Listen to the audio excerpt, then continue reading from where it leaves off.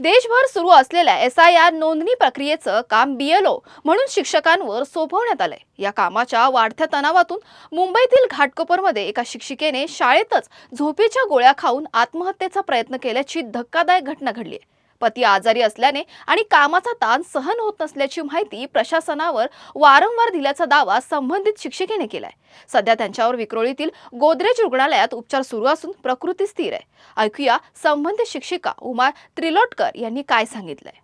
30 जूनला जेव्हा मी फॉर्म द्यायला गेली, त्यांच्याकडून घ्यायला गेली, तेव्हा सुद्धा मी त्यांना हातापाय पडली की बाबा माझ्या घरातला खूप मोठा इश्यू चालू आहे, ह्या कामासाठी मला नाही शक्य होणार आहे, माझ्या नवऱ्याचं मोठा ॲक्सिडेंट झाला आहे आणि अशा सगळ्या कंडिशनमध्ये मी कसं मॅनेज करू।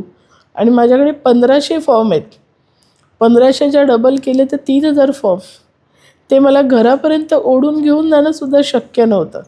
कोणी मदतनीस नाही, काही नाही, काय नाही। त्याच्यानंतर 2-3 दिवस धो पाऊस पडला, पावसात सुद्धा आमची दया आली नाही इलेक्शनवाल्यांना। तुम्हाला रविवार आहे, लोक घरी आहेत, मॅपिंग करा, लोकांचे फॉर्म वाटा, टार्गेट ज्याचं कमी टार्गेट आहे त्याच्यावर FIR करणार। कुठला असा एक माणूस असतो की जो FIRला घाबरत नाही?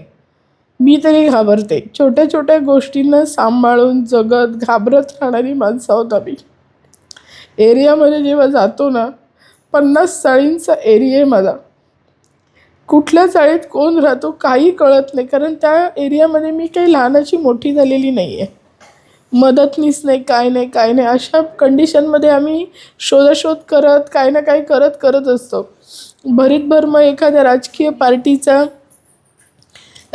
पार्टीचा जोर दबाव, एखाद्या स्थानिक माणसांचा, सो कॉल्ड स्वतःला जे राजकारणी समजतात अशा लोकांचा जोर दबाव। कामाच्या तणावामुळे शिक्षिकेने आत्महत्येचा प्रयत्न केल्याच्या या घटनेमुळे SIR नोंदणीसाठी शिक्षकांवर असलेल्या अतिरिक्त कामाच्या ओझ्याबाबत पुन्हा एकदा प्रश्न उपस्थित झालेत। या प्रकरणी प्रशासन काय भूमिका घेतं याकडे आता सर्वांचं लक्ष लागलं आहे।